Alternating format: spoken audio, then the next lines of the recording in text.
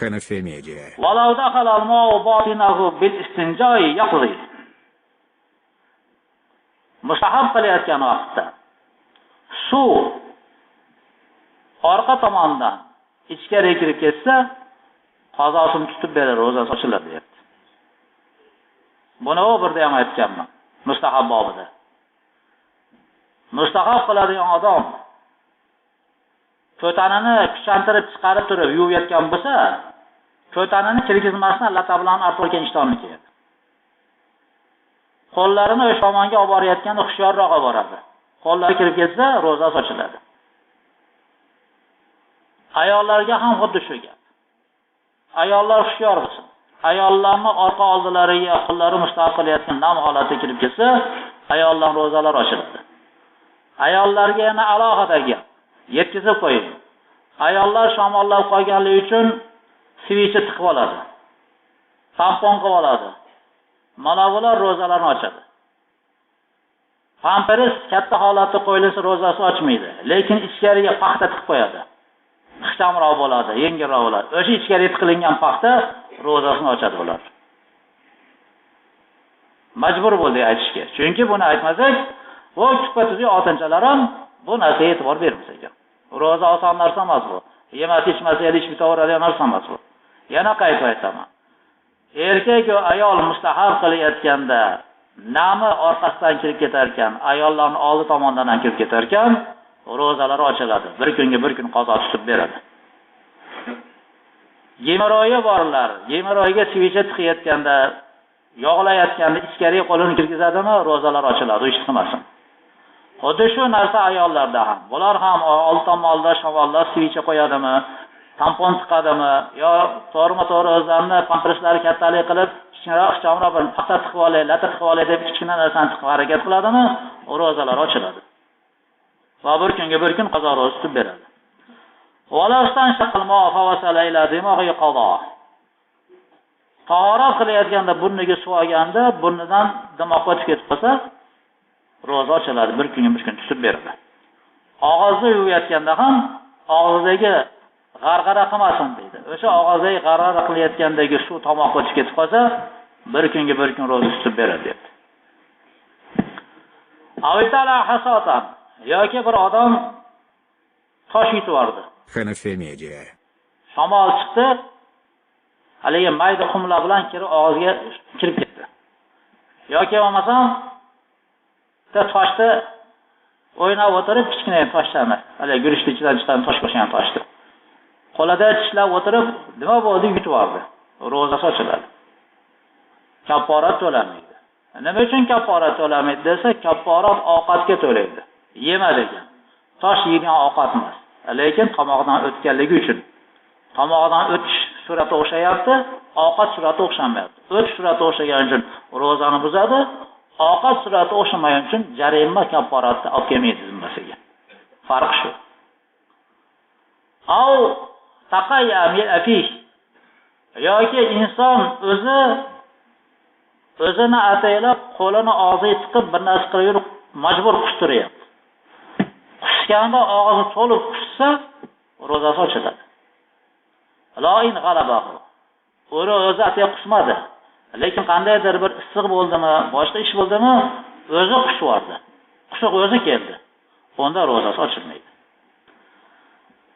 Bular nima asosida gapirilyapti bular desa, payg'ambarimiz alayhisolatu vasallamdan Abu Hurayra roziyallohu ta'ala anhu rivoyat qilgan hadisda payg'ambarimiz alayhisolatu aytdilar: "Man zara'ahu laqay'u ay sabaqahu wa ghalabahu wa huwa sa'in falaysa alayhi al-qada'u wa man istaqa'a hamdan falyaqdi." Kim deyaptilar payg'ambarimiz alayhisalom. Ro'zador bo'lib turib, uni o'zi xolamagan holatda qayt qilsa, qusuq g'olib kelib chiqarman desa ham o'ntatib chiqarib yuborsa, bu odam ro'zasi ochilmaydi, zimmasida hech narsa yo'q, ro'zasini davom ettiraversin dedilar.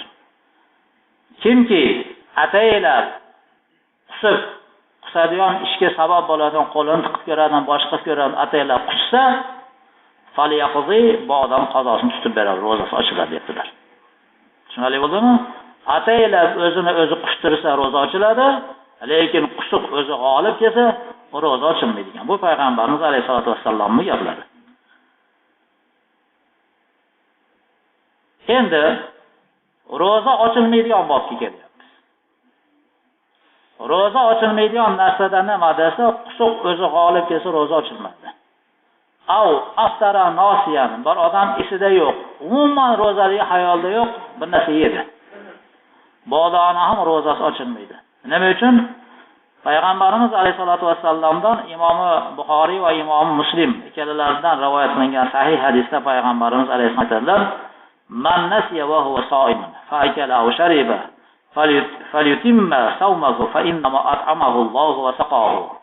Kimki ro'zador bo'la turib, ro'zadorligini umuman esdan chiqargan holatda bir narsani yevorsa yoki ichivorsa, esiga tushgan zahot falyutimma o'sha yetgan narsasini, ichayotgan narsasini to'xtatib chiqarib olsin, yutmaganini ro'zasini davom ettirsin. Fa innama at'amahu Allohu va saqahu. Bu odamni Alloh subhanahu va taolo o'zi taomlantiribdi, o'zi bu odamni sug'orib qo'yibdi, dedilar payg'ambarimiz alayhisalom. Shart nima ekan? Shart bilgan zahot og'izdagi narsani qaytarib yuborish, yutmaslik. Bilmasdan yevorsa bo'laveradi degan yeri borda, og'izda qolganini yesa, ataylab yegan bo'ladi, ataylab ochgan bo'ladi. Bir kunga bir kun qazodan tashqari bo'yniga yuqorida qilingan kafforat.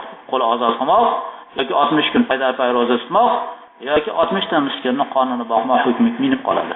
Shuning uchun esiga tushgan zahot og'izda narsani qaytaradi.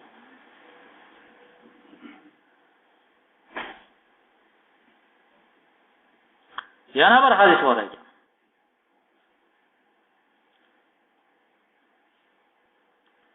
Bu hadis ham Abu Hurayra radhiyallohu ta'ala anhudan rivoyat qilingan.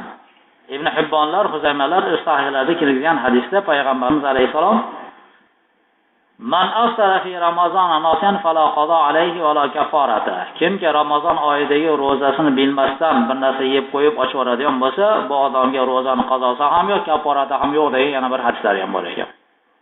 Hozirgi hadisni qo'llaydigan hadis. Yana ro'za ochilmaydigan narsa. Avihtalama. Bir odam ehtilom bo'lib qoldi. Uxlab turadi, kishi bulg'ashib qolgan. Erkakmi, ayolmi, g'usl qilishga to'g'ri kelib qoldi. O'zi ro'zador edi. Bu odamni ham o'sha kishini bulg'ashib qolishligi ro'zasini ochmaydi.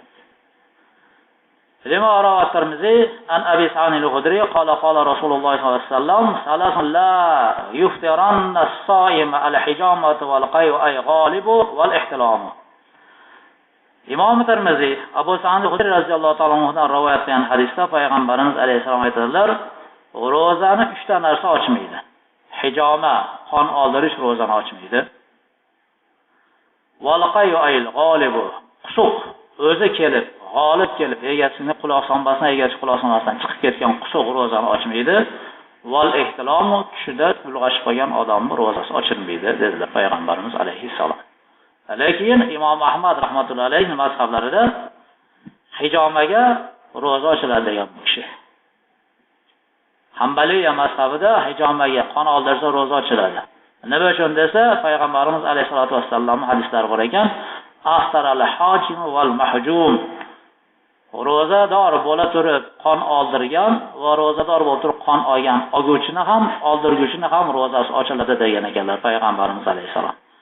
Lekin bizning mazhab ulamolari bu hadisni mansux, kuchdan qolgan hadis, biz bunga amal qilamiz. Chunki payg'ambarimiz alayhisolatu vassallam o'zlari hijoma qildirardilar ro'zaning kunida. Va hijoma ro'zani ochmaydigan hadislari bor. Bu avvalgi davrdagi hadis bo'lgani uchun biz bunga amal qilmamizda biz mazhab buni olmadi. Mabodo bitta ham odam mana hadisda bor, hijoma qilgan ham, hijoma qildirgan odam ham ro'zasi ochiladi desa, to'g'ri hadis bor. Lekin bu hadisga biz mazhab yurmaydi. Imom Ahmad Hanbaliyning mazhablari yuradi. Bizning mazhab 3 ta narsa ro'zani ochmaydi. Hijoma, tushda bulg'ashmoq va qusuqni g'olib kelmoqlik degan hadisda oladi. Buni ham farqiga borib olaylik. Aw nazara fa anzala. Yoki bo'lmasam bir odam qarab o'tirib, sharhda al-tafakkara deyapti. Fikr yurgizib, o'ylanib o'tirib, mani yoqib ketdi. Bulg'ashdi. Tushunadigan qilishni aytaman. Pornografiya kinosini ko'rib o'tiribdi. vaqt o'tsin deb jurnal ko'ryapti. Yoki asosan telefoniga chiqarib olgan, chiroyli qizni ko'rib o'tirib, suyilib o'tirib, bu yoqdan chiqib ketib qoldi. Roza. Bu odam roza ochilmaydi. Chunki bu qiliqda jimoa xotinchining surati yo'q. Fikr ko'rmoq bor, lekin gunoh shuncha. Gap roza ochiladimi, ochilmaydi ketyapti. Roza ochilmaydi bunda. Endi aytayapti-ekin, bu yerda. Wala istamna bikaffihi al-muxtar anna yajib qado. Qo'lida o'ynab chiqarsa deyapti. Chiqaradi yonini. Ro'zasi buziladi, ochiladi. Nima uchun desa, ko'rinishda jimoa bor, seks bor deyapti. Hal yajuzu hazal fi'lu li ghayri as-sa'imi. Mana shunaqa qilish ro'za emas odamga to'g'ri keladimi, kelmaydimi deyapti. Qalu in hasada qada ash-shahwati la yajuzu li qawlihi ta'ala sa'iz billah والذين هم لفروجهم حافظون إلا على أزواجهم أو ما ملكت أيمانهم فإنهم غير ملومين فمن ابتغى وراء ذلك فأولئك هم العادون. Bu oyat karima Ma'arij surasining 29-30-31 oyalariga. Shu oyat bo'yicha aytayaptiki, ulamolar fatvo beryaptiki, bu o'zini shahvatini qondirish uchun qo'lida o'ynab manini chiqarishlik mumkin emas. Hanafiy media. Qur'oni Karimda Alloh aytayaptiki, "Vallazina hum li furujihim hafizun." Haqiqiy mu'min o'zini farzlariga, orqa oldi teshiklariga ehtiyot bo'ladi. Illa ala azwajihim aw ma malakat aymanuhum. O'zini xotinlariga yoki shariat ruxsat bergan cho'rilari bilan jinsiy aloqa qilganda gap yo'q. Unda ma'lumot yo'q deyapti. Lekin fa'innahum g'ayrun malumin. Bu o'zini nikohidagi xotini yoki shariat bo'yicha cho'risi bo'lgan ayol bilan jinsiy aloqada bo'lsa, bularni ma'lumot qilinmaydi. Ruxsat bor. Faman ibtaqa wara'a zalik, kim bundan boshqa usulga o'tsa, ya'ni nikohida bo'lmagan zinoga o'tsa yoki shu qo'liga qilishga o'tsa yoki boshqa usullarga o'tadigan bo'lsa, faulaka humul aadun.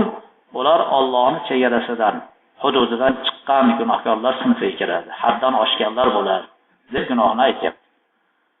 Qala Ibn Jurayj, sa'altu Ata'a, qala sami'tu biqaumin yuhsharuna wa aydihim hubala fa adunna annahum haula intaha. Jurayj aytibdilar, men bu to'g'rilik Ato roziyallohu anhudan so'radim. Bu qaysiqa gap? G'ayro nima boshqa usulga o'tdi degan gap. Desam, bu kishi aytayaptilarki, men shunaqa bir gapni eshitganmanki, qiyomat kuni bo'lganda odamlarning kasblari ikki qat bo'ladi. Bular o'shalar bo'lsa kerak deb o'ylayman dedilar. Qo'lida o'ynaganlarning tepasiga ketdi bu. Bu suhbat turishga deb tasir tushunishinglar uchun. Bu harom. Endi shuni yana bir aytdi. Fain arada taskina ma bihi min ash-shahvati la ba'sa bihi intaha kafak kazafil kafi. Kafi degan kitobni olib aytayotgan. Endi bir bo'ydoq dadasi uylab qo'ymayapti. Bo'lmay ketdi. Ko'ziga qon to'lgan. Iloji yo'q, shu qurti chiqarib olmasa bu bo'lmayapti. Bunga hukm mayli deyapti. Shu buzilib ketmasin uchun bu kasobat shuni qilsa mayli deyapti. Shuning uchun o otalar, bolalaringlar aynib qoldimi? Beda bemor yurib qoldimi? Qizlar haddasa ko'chaga chiqib ketyaptimi? Jiyanni ko'tarib, haddasa ko'chaga suv sepadigan bo'lib qolyaptimi? Haddasa palon dugonam kasallar uni ko'rga buni keladi, dikanglab qoldimi? Darrov yo'qoting. Hanafiy media. O'sha qo'zib qolganda bu ishga ayol ham borar ekan, erkak ham borar ekan. Shariatda sharm yo'q. Shuni biz aytmasak, buni hech kim aytmaydi sizlarga.